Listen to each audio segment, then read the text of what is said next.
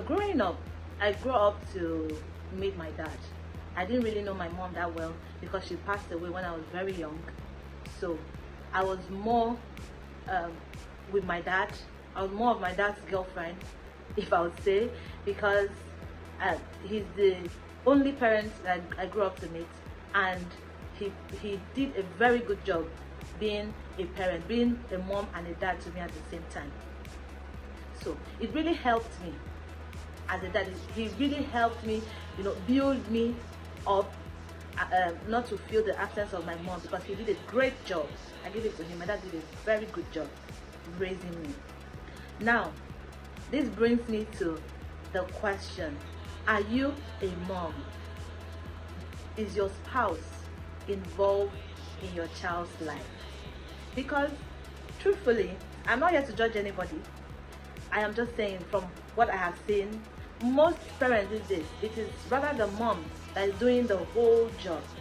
It's the mom that is taking care of the child's needs. I'm not talking about financially, I mean physical needs. It's the mom that cradles the child, puts the child to sleep, feed the child, birth the child. And I ask, where is the child's father? Hello beautiful people, welcome back to today's video. I hope you watch this video to the end and give this video a thumbs up, okay?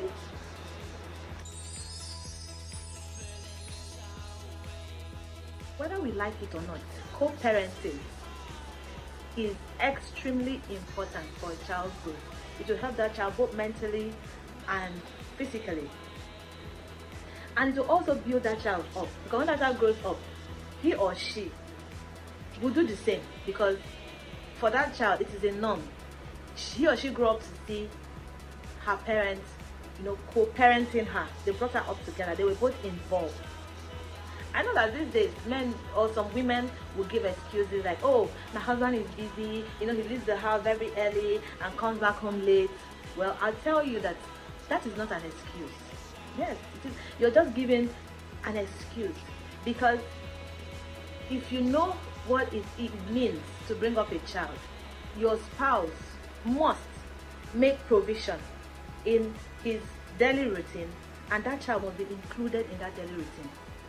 Because at the end of the day, you see children growing up, and when their parents are old, men always complain that, oh, after everything I did, I sent you to school, fed you, clothed you, gave you a roof over your head, and you tend to appreciate your mom more at old age.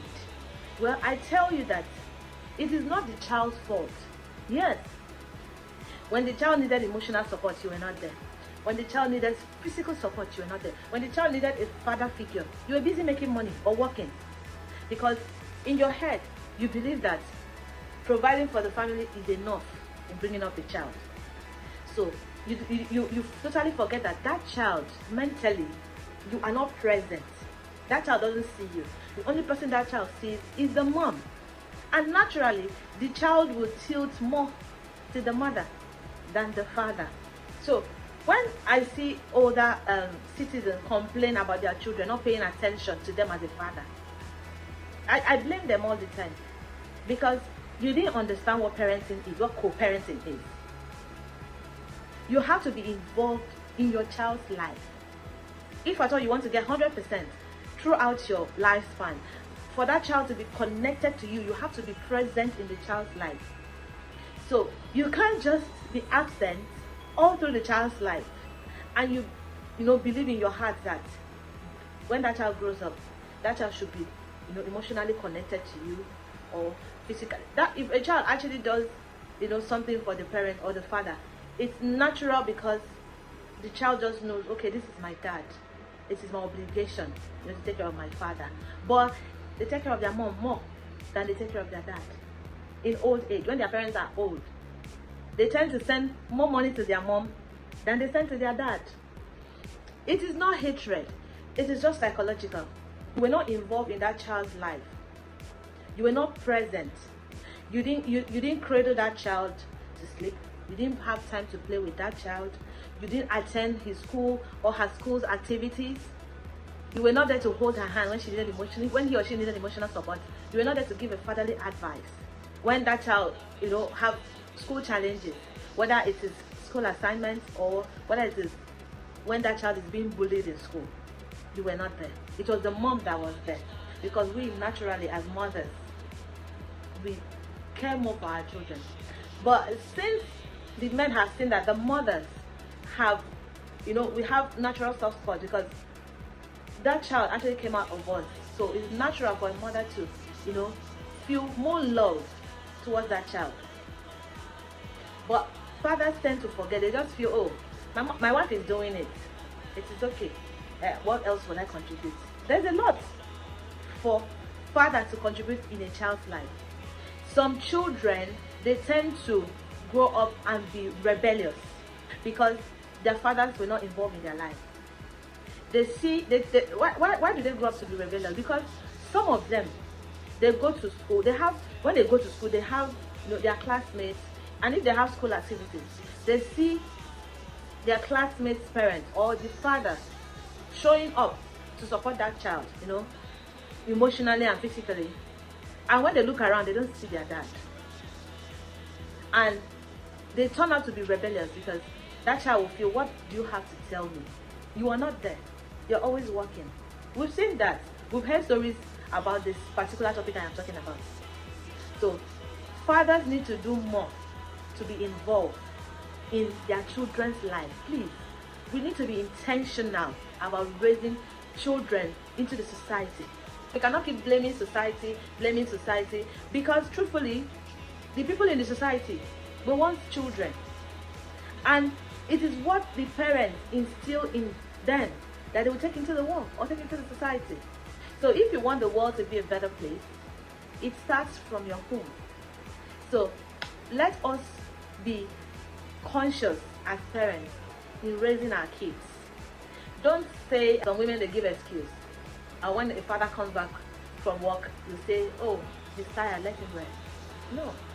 And some fathers, that child will wake up in the morning, you're sleeping when that child goes off to school, and that child is sleeping when you come back. That child doesn't see you when you come back home at night. Bonding with your child is more important. Yes.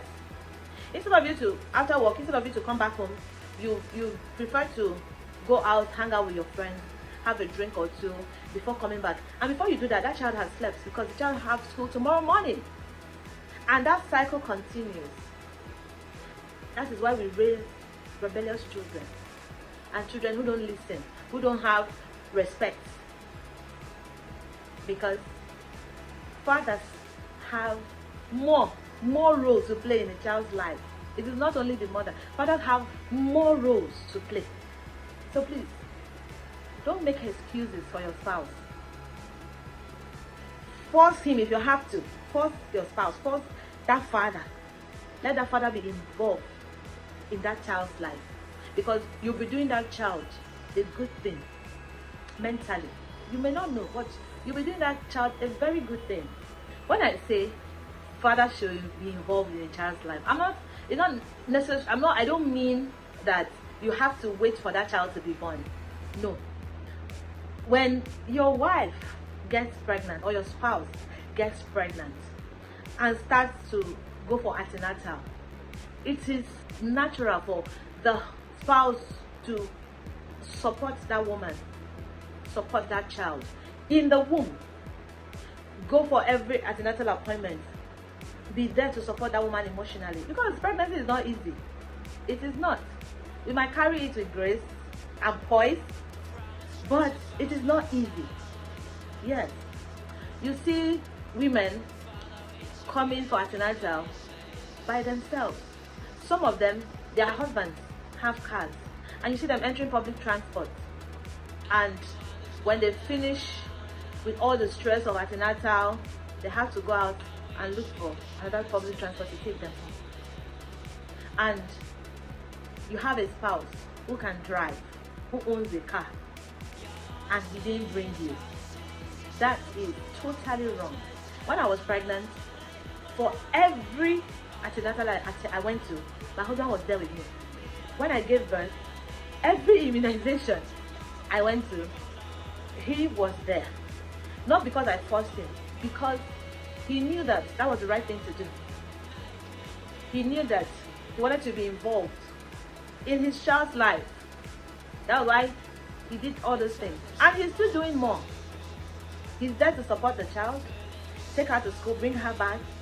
So if at all there's anything that child needs, that child runs to him now naturally, more than me. Because he has put himself out there. He has told that child, I'm always available. He can always come to me. So sometimes I am there. My child will not come to me. She will go to the dad. Now tell me, if the dad was not involved in that child's life, how will she go to him? She will not. It is natural for children. They have to start from the womb. When they are there, the hospital appointments, talking to the child in the womb. Let us do better, as men, even the women. We have to drag the men. If you have to drag him, let him be involved. Because you're not doing it for yourself, you're doing it for your child. Because you want a child who is mentally stable, who understands that both parents are involved in my life. And when they grow up and see other people do something different from what he or she is used to, they will look at that person like, this is not what I grew up to see in my home. You get me? When you are involved in your child's life as a father, in communication, when you communicate with that child, being a tough dad, being a dad that when your child sees you, that child will be frightened, will not do that child any good. It will not. Because you want to have a child who is open to you, who will run to you first without going outside to seek validation from people. Because trust me, that is where that child will get wrong advice, because you're not giving that child the love that he deserves inside the home. And naturally that child will run outside, and when those people outside show him or her fake love, that child, out of ignorance, will feel, oh, the people outside love me more. And even if they give that child a bad advice, that child will take it, because those outsiders have been there for her or him more than the parents have been for that child. So it is natural when you see a child being rebellious, or when you see a child seek advice for the wrong person, you say, why did he or she go to that person for advice? That is because you as a parent, you didn't make yourself readily available for that child to come and talk to. You think that being a mafia in your home is parenting. You think that shouting is good parenting. No, you're shutting the door, the communication door between you and your child. You're shutting that door, because if that child faces any challenge, that child is supposed to run to you first. And if you're the mafia dad or the mafia mom that will not wait to listen first and understand where that child is coming from, instead of just shouting, that child will naturally think that, oh, if I run to my mom or dad now, he will just shout. That child will not come to you. So if we want to raise good children into the society that will become good adults, and in turn it goes on like that, it starts from us parents. I know that our parents that have done good job on their children, and those children still turn out to be bad or rebellious. In that case, you know that you have done your part. But not doing it at all is even worse. Because trust me, if a child chooses to be rebellious when you have done your part, both parents have raised that child well, when that child sits down in his or her quiet time, she will remember, because those things are instilled in that child. So let's do better as parents, please. Okay? And let's just raise good children that will make us proud, that will make the society proud, and bring us joy in a different form. Okay? So I've come to the end of this video, and if you haven't subscribed to my channel, please do not be a stranger. Okay? Click the subscribe button, leave a comment for me, and also put on your post notification so that you'll be notified when I post a video. Also share this post so that in turn YouTube can share this post to a whole lot of other people so they can watch and also learn. I'll see you in my next video.